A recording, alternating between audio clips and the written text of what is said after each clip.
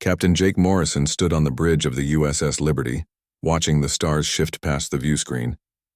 His crew had been exploring this sector for 3 months now without finding much of interest. Just empty space and dead rocks floating in the void. Jake was thinking about recommending they head back to Earth when Lieutenant Lisa Hayes called out from her station. "Captain, we're getting a signal. It's not human and it's coming from the Zilani system." Jake walked over to her console. In 20 years of space service, he had learned that unexpected signals usually meant trouble. "What kind of signal, Lisa?" "It's a distress call, sir.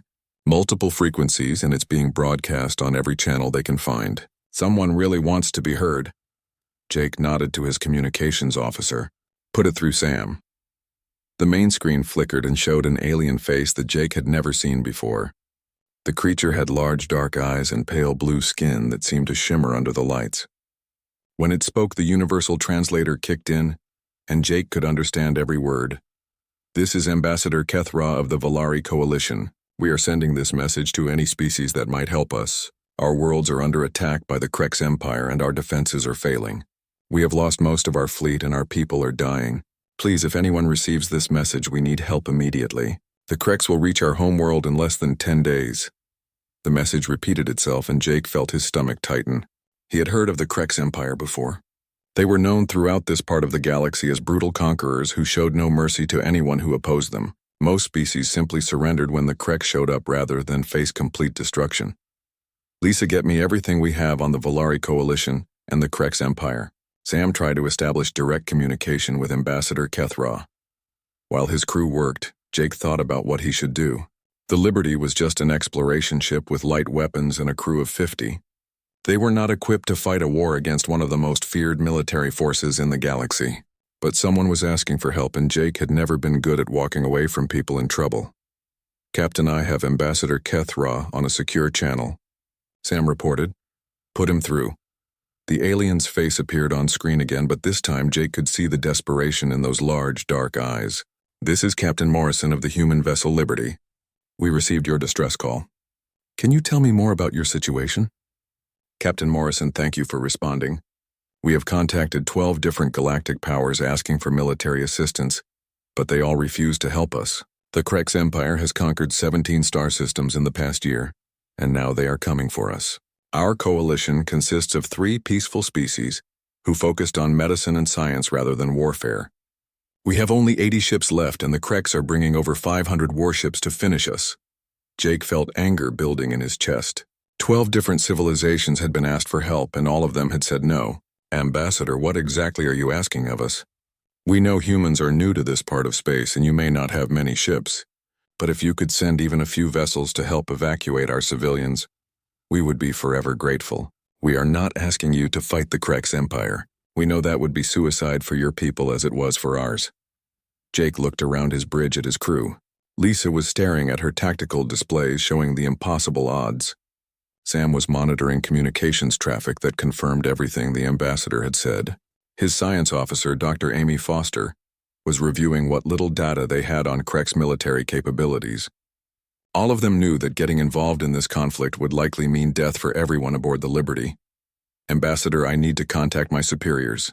Can you give me coordinates for a safe meeting location?" "Of course, Captain. I am transmitting the location of our fallback position at Zilani Station. Please hurry. Every hour we delay means more of our people die." The screen went dark and Jake turned to his crew. "Lisa, send everything we just learned to Earth Command with a priority alpha transmission. Make sure Admiral Collins sees it immediately." "Aye, sir." Message sent. Jake began pacing the bridge while they waited for a response from Earth. He knew that Admiral Frank Collins would have to present this situation to the Terran Defense Council, and that could take hours or even days. Meanwhile, the Krex Empire was getting closer to wiping out an entire civilization. 3 hours later, the response came through. "Captain Morrison, you are ordered to proceed to Earth immediately. Do not attempt to make contact with Krex forces or enter combat zones. Admiral Collins wants to debrief you personally." But Jake made a different decision. Sam set course for Zilani Station. Maximum speed. "Sir, that's not what our orders say," Lisa pointed out carefully.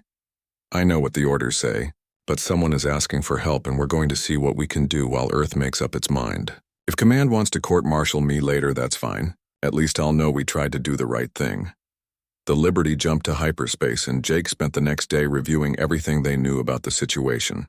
The Volari Coalition consisted of 3 species who had worked together for over 200 years. They had developed some of the most advanced medical technology in the galaxy and had never been involved in any wars.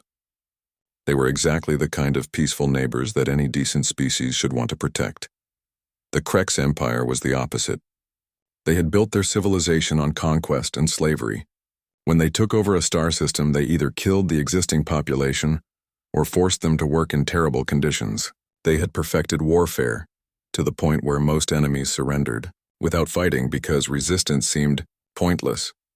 When the Liberty arrived at Zelani Station, Jake could see the truth of Ambassador Kethra's words. The station was crowded with refugee ships, and the few remaining military vessels looked badly damaged. Jake requested permission to dock and was immediately granted access. Ambassador Kethra met Jake personally at the airlock.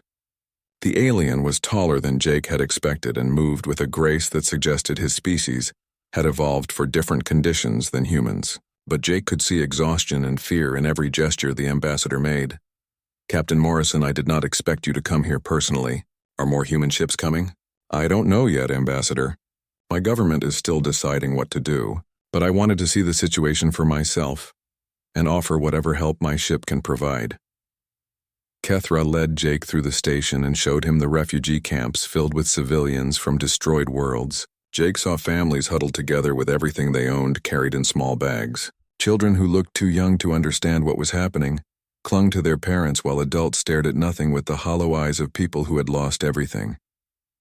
The Krex do not simply conquer worlds, Captain Morrison. They destroy them completely. Any population that resists is eliminated, and any technology they cannot use is destroyed. They leave nothing behind but empty space and death. Jake felt his anger growing stronger with every refugee he saw. These were innocent people whose only crime was living in the path of an empire that viewed conquest as entertainment. Somewhere in human space, politicians and generals were probably debating whether getting involved was worth the risk. But Jake was looking at the faces of people who needed help right now. When they returned to the docking bay, Jake found Lisa waiting with a message from Earth Command. "Captain Admiral Collins wants to speak with you immediately." Jake took the communication in his quarters aboard the Liberty. Admiral Collins appeared on screen looking tired and worried. Behind him, Jake could see other officers moving quickly through what looked like a command center. "Jake, I got your report about the situation. The Defense Council has been in session for 18 hours debating what to do." "What's the debate, Frank?" "Someone asked for help." "The debate is whether we can afford to fight the Krex Empire. Our intelligence estimates they have over 1,000 ships total. We have 200 ships in our entire fleet. The mathematics of this situation are not encouraging." Jake looked out his porthole at the refugee ships surrounding the station. "Since when do we make decisions based on mathematics alone?" Admiral Collins was quiet for a moment. "Jake, I need you to get detailed intelligence on Krex capabilities and coalition defenses. The Council wants to know exactly what we would be facing if we decided to intervene.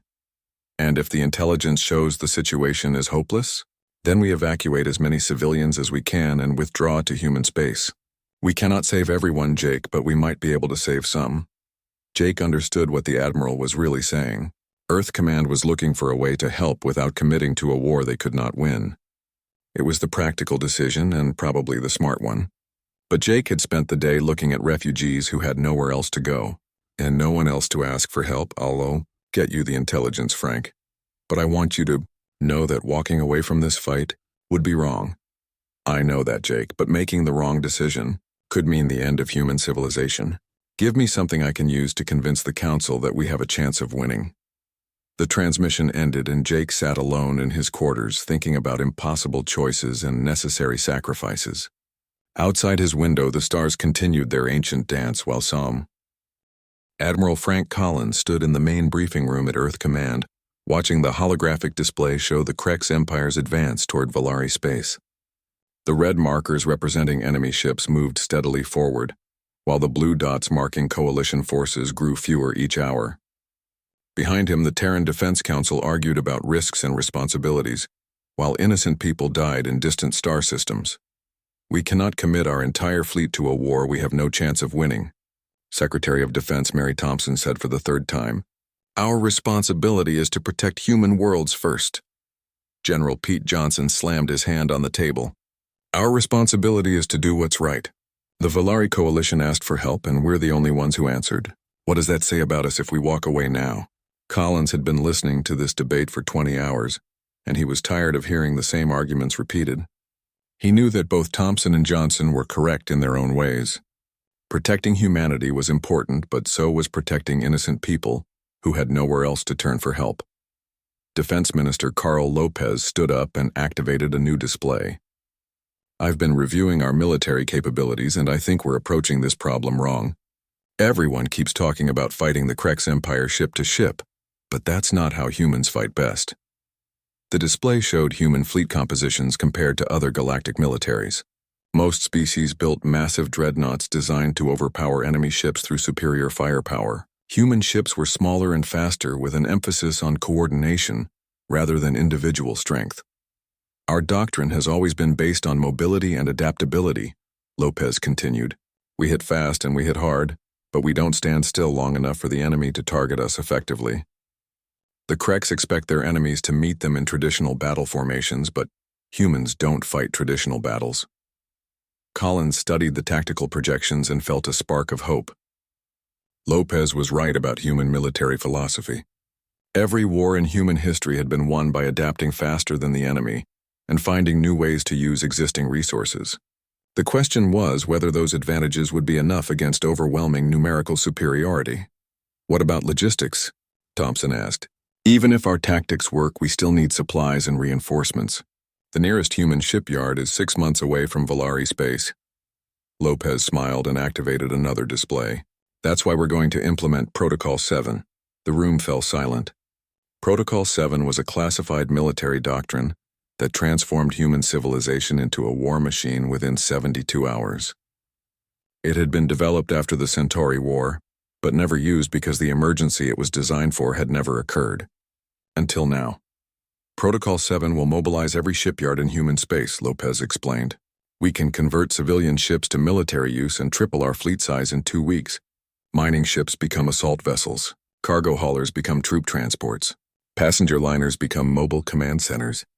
The Krex Empire has never faced an enemy that could replace losses that quickly. Collins looked around the room at the faces of the council members. He could see fear and uncertainty, but also determination. These people had devoted their lives to protecting humanity, and they understood that sometimes protection meant taking risks to defend principles. There's something else we need to consider, General Johnson added. Our intelligence reports indicate that the Krex Empire has never fought a war that lasted more than 6 months.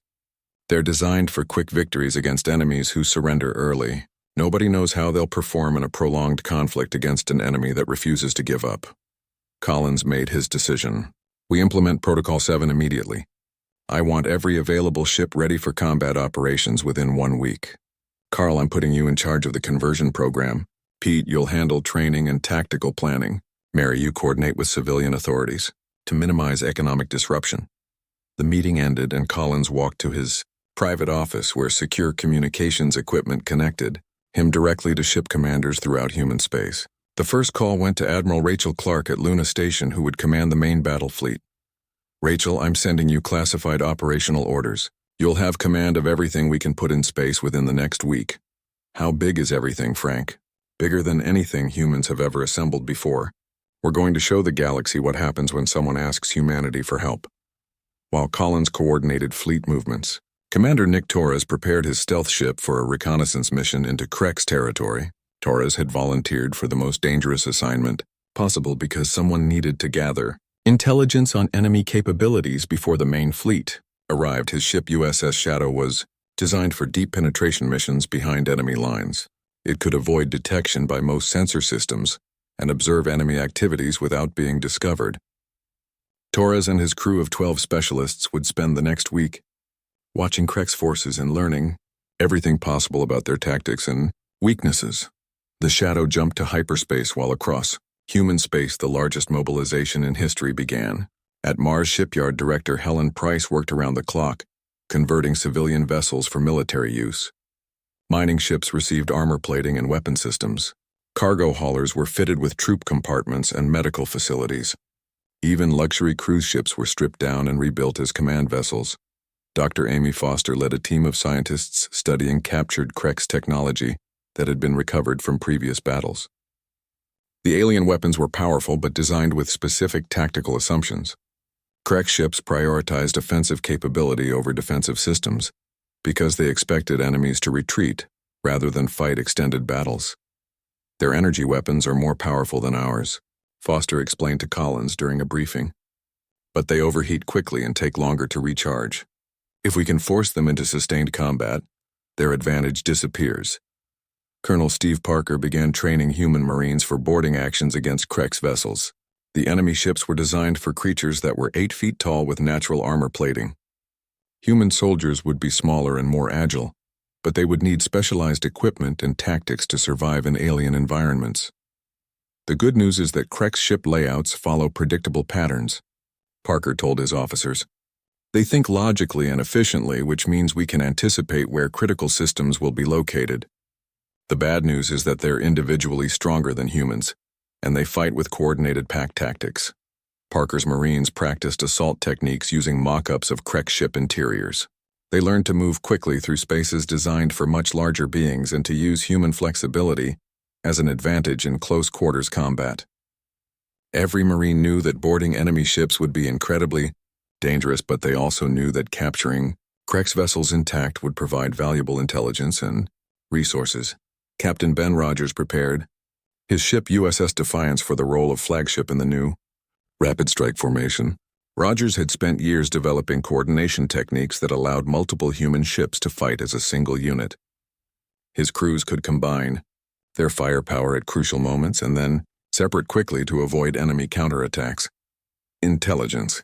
Officer Sandra Kim discovered something interesting while reviewing Krex military history.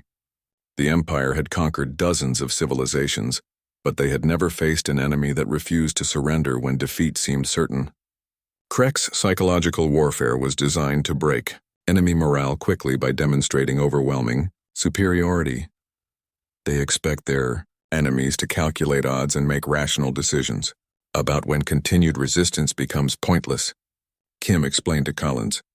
But humans don't always make rational decisions when people we care about are in danger. Commander Alan Scott began preparing surprise tactics that would exploit human unpredictability. Instead of meeting Krex forces in conventional battle formations, human ships would attack from unexpected directions using coordinated strikes that appeared chaotic but followed carefully. Planned patterns. While military preparations continued, Captain Danny Ward gathered volunteers from across human space. Former military personnel came out of retirement to serve on converted civilian ships. Mining crews volunteered to take their industrial vessels into combat zones. Even reformed pirates like Commander Helen Price offered their services to the war effort. I spent 10 years stealing from cargo ships, Price told Ward during their planning session. Now I get to steal from the Krex Empire instead. It's the best career change I ever made. The volunteers brought skills and experience that regular military forces often lacked. Mining crews knew how to operate in dangerous environments with improvised equipment. Cargo hauler captains understood logistics and supply management. Even the former pirates contributed knowledge about unconventional tactics and misdirection. As Protocol 7 reached full implementation, Collins watched the transformation of human civilization with amazement and pride. Shipyards that normally produced a few vessels per month were launching new ships every day. Training facilities operated around the clock, preparing crews for combat operations. Supply depots accumulated weapons and equipment for a military campaign, larger than anything in human history. But the most impressive. The human fleet arrived at the edge of Valari space to find chaos everywhere. Admiral Rachel Clark looked. Coalition ships were scattered across 3 star systems, retreating from overwhelming Krex forces that pursued them without mercy. The alien vessels moved in perfect formations like a swarm of deadly insects, consuming everything in their path. Admiral were receiving distress calls from 17 different coalition ships, reported Communications Officer Sam Davis.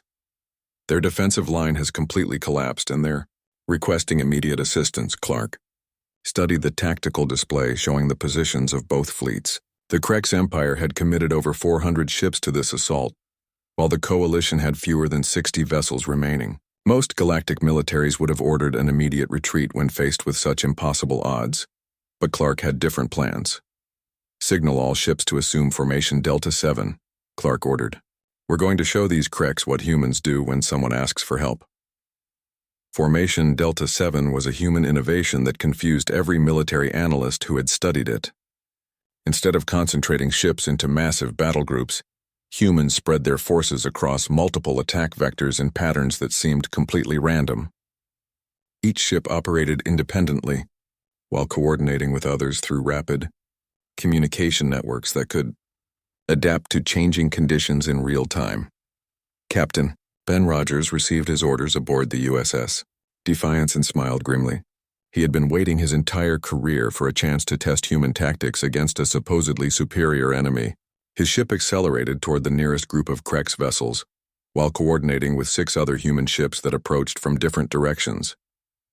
The Kreks had never seen anything like what happened next. Human ships attacked from angles that made no tactical sense according to conventional military doctrine. They struck fast and hard, then disappeared before the enemy could respond effectively. When Kreks forces moved to intercept one group of attackers, they found themselves exposed to attacks from completely different directions. Commander Nick Torres watched the battle from his concealed position and recorded everything for later analysis. The Kreks ships were individually more powerful than human vessels, but they could not adapt to the chaotic patterns of human coordination. Their rigid tactical formations became liabilities when facing enemies who refused to fight predictable battles. "The Kreks are trying to establish traditional battle lines," Torres reported to Admiral Clark, "but our ships keep hitting them from directions their doctrine doesn't account for. They're getting frustrated and making mistakes." The first major engagement lasted only 20 minutes, but the results shocked everyone involved. Human forces had been outnumbered 3-1, but they had destroyed 8 Kreks ships while losing only 2 of their own. More importantly, they had rescued 5 coalition vessels that would have been destroyed if help had not arrived. Captain Danny Ward led the rescue operation for the coalition ships using converted mining vessels that the Kreks had completely ignored. The enemy focused their attention on obvious military targets while Ward's improvised fleet evacuated thousands of civilian refugees from damaged stations and disabled ships. "The Kreks don't seem to understand that humans can turn any ship into a weapon," Ward reported to Clark. "They're treating our mining ships like they're harmless cargo haulers right up until we start shooting at them." Colonel Steve Parker prepared his Marines for the first boarding action against a Kreks vessel. Intelligence reports indicated that the enemy ships were designed for creatures much larger than humans, but Parker believed that size difference could be turned into an advantage. His assault teams would be more agile in spaces designed for 8-foot-tall aliens, and they could access areas that Kreks defenders might not think to guard. The target was a damaged Kreks cruiser that had been separated from the main enemy formation. Parker's Marines approached in stealth pods that were too small for Kreks sensors to detect easily. When they breached the enemy hull, they found themselves in corridors that were almost twice as tall as necessary for human use. "This is actually working in our favor," Parker told his team leaders over secure communications. "We can move through their ships faster than they expect, and we can use spaces they can't access effectively." The boarding action became a nightmare for the Kreks crew. Human Marines moved through their ship like ghosts using ventilation systems and maintenance passages that were too small for the larger aliens to navigate. They struck at critical systems and disappeared.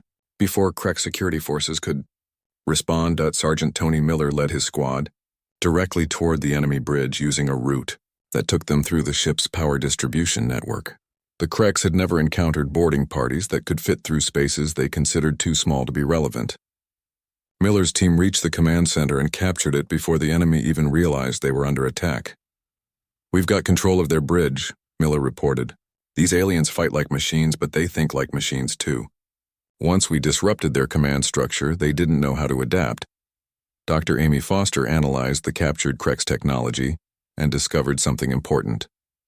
The enemy weapons were more powerful than human systems, but they were designed with specific tactical assumptions that limited their effectiveness. Kreks engineers had optimized their ships for quick, decisive battles against enemies who would retreat when faced with superior firepower. Their energy weapons can Destroy our ships easily, but only if they can target us effectively, Foster explained to Admiral Clark. The problem is that human ships don't stay in one place long enough for their targeting systems to lock on. We're too fast and too unpredictable for their computers to track. Lieutenant Karen Bell's engineering team discovered that captured Krex weapons could be modified to work on human ships. The alien technology was powerful but inflexible. Human engineers could adapt it to work in ways the original designers had never intended. We can install their plasma cannons on our ships, but we need to modify the power systems, Bell reported. The good news is that once we make the changes, our ships will hit a lot harder than before. The Valari coalition began to understand that they had asked for help from a very unusual species. Ambassador Kethra watched human tactics from the command center of the coalition flagship and tried to comprehend what he was seeing. Your ships are attacking in patterns that make no sense, he told Captain Morrison. How can your commanders coordinate such complex movements without central control? We don't use central control, Morrison explained. Each ship captain makes decisions based on local conditions and communicates with other ships to coordinate actions. It looks chaotic, but it's actually very organized. The difference is that our organization can adapt to changing situations while rigid command structures cannot. The Krex Empire responded to their losses by sending elite units to deal with the human threat. War Prime Zektmor arrived with the Dominion Guard consisting of their most experienced warriors and most powerful ships. Zektmor had conquered 47 star systems and never lost a single battle. These humans fight without discipline or proper tactical doctrine, Zektmor announced to his officers. We will demonstrate the superiority of coordinated military action over chaotic improvisation. The War Prime ordered a massive assault designed to crush human resistance through overwhelming force. 300 Krex ships moved toward the human fleet in a formation that had destroyed every enemy the Empire had ever faced. But Zektmor had never fought an enemy like humanity. Admiral Clark watched the enemy approach and felt something that surprised her. She was not afraid of the overwhelming odds or the reputation of the War Prime. Instead, she felt angry that these aliens thought they could intimidate humans by bringing more ships to the fight. Signal all ships to prepare for Operation Wildfire, Clark ordered. It's time to show the Krex Empire why you should never threaten people that humans have promised to protect. Operation Wildfire was a human tactical innovation that had never been tested in actual combat. It involved every ship in the fleet attacking simultaneously from different directions while coordinating their strikes to hit multiple targets at the same moment. The operation required split-second timing and perfect communication between hundreds of ship commanders. The Krex expected humans to retreat when faced with the Dominion Guard. Instead, they found themselves under attack from directions they had not even considered possible. Human ships came at them from above and below the plane of battle using three-dimensional tactics that Krex doctrine did not account for. Captain Rogers led the main assault against the enemy flagship where War Prime Zektmor commanded his forces. The USS Defiance dove toward the massive Krex dreadnought, while 6 other human ships attacked its escort vessels. Rogers knew his ship was outnumbered and outgunned, but he also knew that humans had advantages the enemy did not understand. All ships concentrate fire on their command systems, Rogers ordered. We don't need to destroy their ships. We just need to disrupt their coordination. The human attack achieved something that Zektmor had never experienced before. His carefully planned assault dissolved into chaos as ship after ship lost communication with Central Command. The Dominion Guard found themselves fighting Indy. War Prime Zektmor sat in his command chamber staring at tactical displays that showed the impossible. His Dominion Guard had been defeated by a species that should not have been able to challenge even a single Krex squadron. The humans had turned military science upside down and made his centuries of experience worthless. How many ships did we lose? He asked his tactical officer. 47 destroyed and 23 captured, sir. The humans somehow managed to board and take control of nearly a quarter of our fleet. Zektmor felt something he had never experienced before in his long military career. Fear. Not fear of death, which was always possible in warfare, but fear of facing an enemy he could not understand or predict. The humans fought like no species in the galaxy, and their success was making his own forces question everything they had been taught about combat. Send a message to Imperial Command, Zektmor ordered.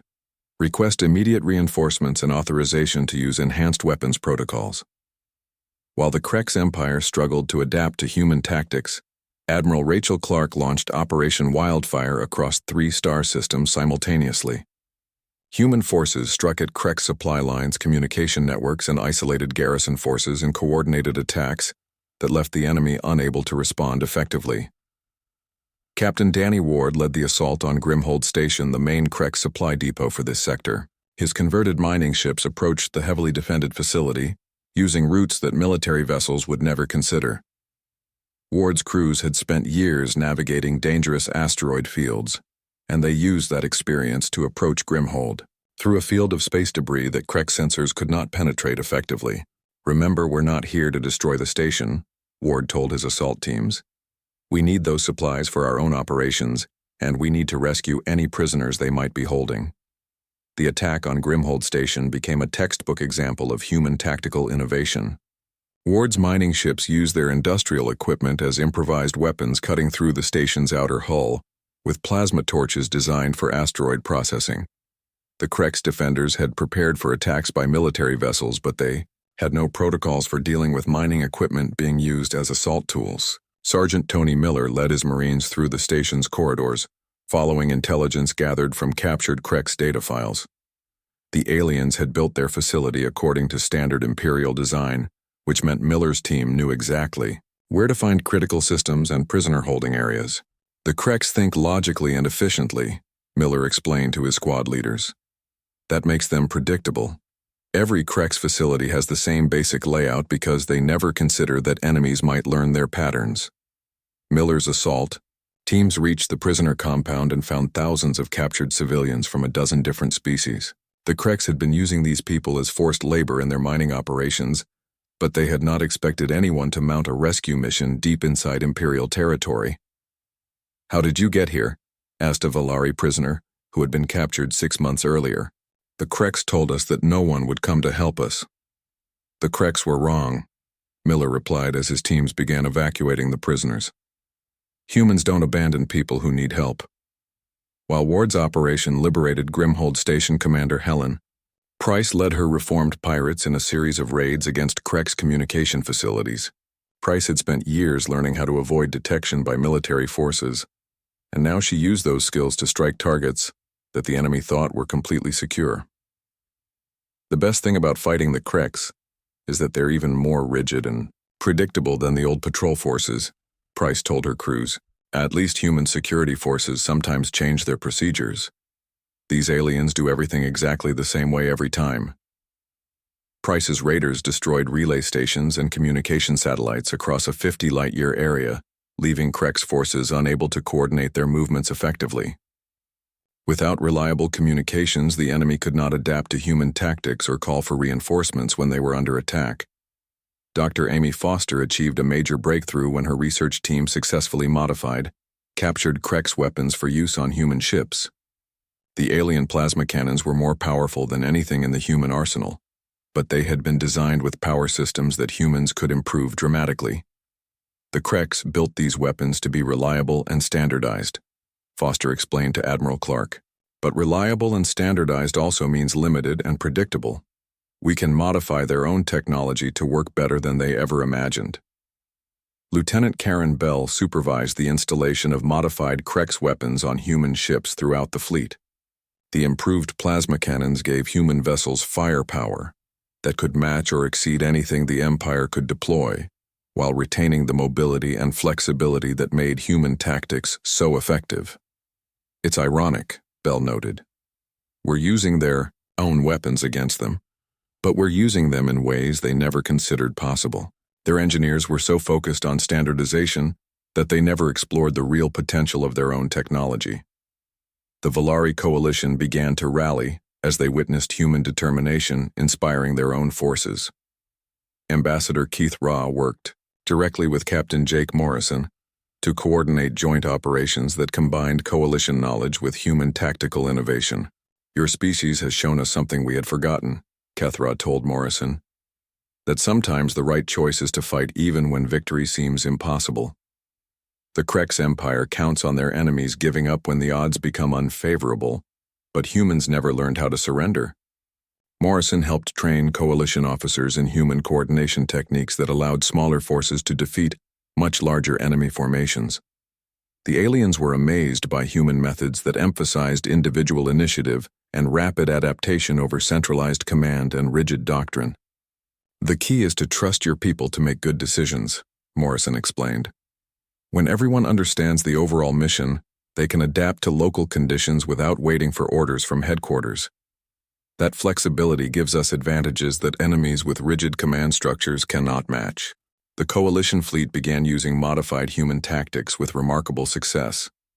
Their ships started attacking in coordinated swarms that confused Krek's commanders who expected alien forces to retreat when faced with superior numbers.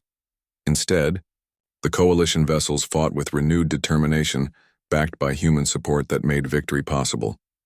Colonel Steve Parker expanded his boarding operations to include coalition Marines who brought their own skills and knowledge to assault missions. The alien warriors were smaller and more agile than humans, but they understood Krek's technology better than any human specialist. "Working with coalition forces has taught us things about the enemy that we never could have learned on our own," Parker reported to Admiral Clark. "These people have been fighting the Kreks for months, and they know weaknesses in enemy systems that our intelligence never identified." The combined human and coalition assault teams began capturing Krek's ships faster than the Empire could replace them. Each captured vessel provided valuable intelligence and resources, while denying the enemy assets they needed for continued operations. War Prime Zect Moore received reports of disasters from across his operational area and realized that conventional tactics would never work against human forces. The Empire had built its military doctrine on centuries of success against enemies, who fought predictable wars, but humans seemed to specialize in making the impossible happen through sheer determination. "These humans are not rational," Zektmore told his remaining officers. "They accept casualties that should force any reasonable commander to retreat. They attack when they should defend, and they defend positions that have no strategic value. How do we fight an enemy that refuses to follow logical military principles?" His officers had no answers because they were facing something completely outside their training and experience.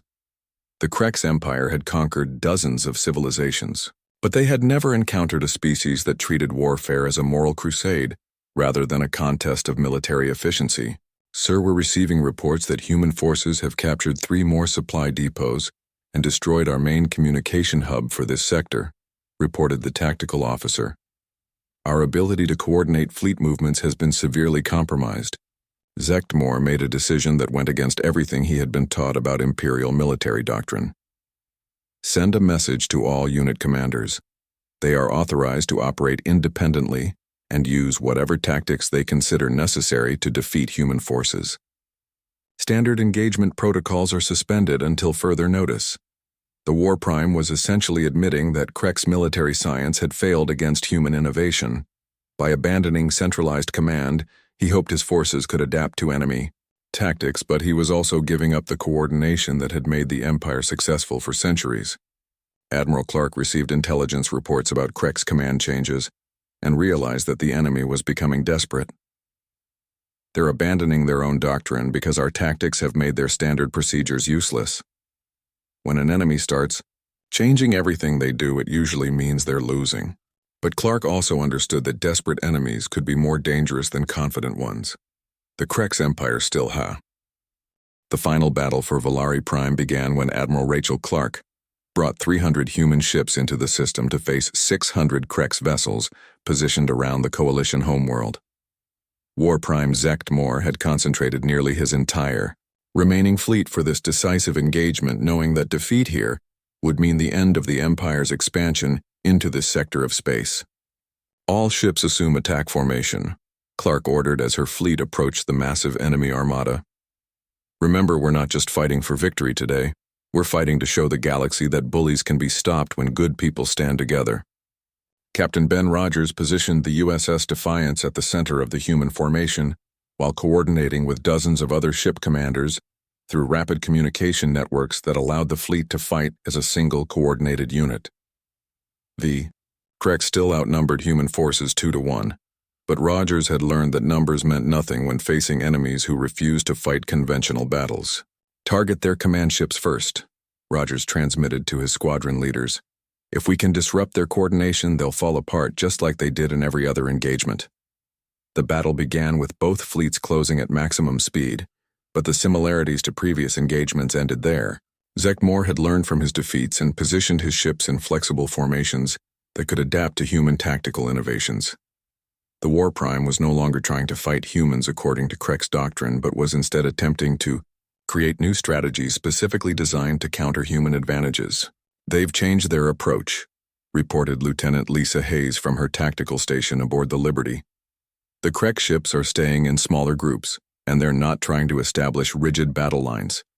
Zekmor is learning." Captain Jake Morrison studied the enemy movements and realized that the final battle would be different from everything that had come before. "Signal Admiral Clark. The Kreks are adapting to our tactics faster than we expected. This is going to be a real fight." The first exchanges of fire confirmed Morrison's assessment. Krek ships fought with new flexibility that made them harder to predict and defeat. Their commanders had abandoned standard Imperial doctrine and were improvising tactics that combined Krek's firepower with human-style coordination. The result was a deadly enemy that retained all their technological advantages while gaining some of the adaptability that made humans so effective. Colonel Steve Parker launched boarding operations against 12 Krek ships simultaneously, but found the enemy prepared for human assault tactics. Krek security forces had modified their defensive procedures based on previous boarding actions, and they were no longer caught off guard by human Marines attacking through unexpected routes. "They've learned our tricks," Parker reported to Admiral Clark as his assault teams fought through heavily defended enemy corridors. "The Kreks are using their own small units to counter our boarding parties, and they're fighting a lot smarter than before." Sergeant Tony Miller led his squad through the corridors of a Krek's heavy cruiser and found himself in the most difficult fight of his military career. The enemy had positioned defenders in locations that forced human Marines to advance through carefully prepared killing zones while Krek's reinforcements attacked from multiple directions. "These aliens may be learning our tactics, but they still don't understand what drives us," Miller told his squad as they fought toward the enemy bridge. "They think this is about military efficiency, but for us it's about keeping our promises to people who asked for help." Miller's determination proved stronger than Krek's adaptability. His Marines fought through defenses that should have stopped them and captured the enemy bridge through sheer refusal to accept defeat. When the Krek's commander demanded to know why, humans continued fighting despite heavy casualties. Miller gave him an answer that the alien could not comprehend. "We fight because someone asked us to and we said yes. That's all the reason we need." Dr. Amy Foster achieved the breakthrough that turned the battle when her engineering team successfully turned the Krek's Empire's own doomsday weapon against their fleet. The aliens had brought a planet-killing device to Valari Prime intending to destroy the Coalition homeworld, if they could not capture it intact. The weapon uses a focused gravity pulse that can shatter planetary crusts, Foster explained to Admiral Clark over secure communications. "But if we can reverse the polarity and redirect the targeting system, we can use it against Krek ships instead of planets." Lieutenant Karen Bell led the desperate mission to capture and modify the doomsday weapon before the Kreks could deploy it against Valari Prime.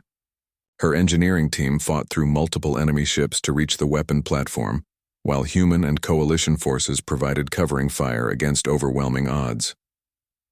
"We've got control of the targeting system," Bell reported as her team worked frantically to reverse the weapon's polarity. "Give me 30 seconds and I can turn this thing into the galaxy's biggest ship killer." The modified doomsday weapon fired at the heart of the Krek's fleet and destroyed 50 enemy ships in a single devastating blast. The psychological impact was even greater than the physical damage, because the Krek's empire was watching their own ultimate weapon being used against them by an enemy they had underestimated completely. War Prime Zekmor stared at his tactical displays and realized that his empire had made a fundamental error in judgment. The Kreks had always assumed that superior technology and numbers would guarantee victory against any opponent but humans, had proven that determination and innovation could overcome any advantage. "How is this possible?"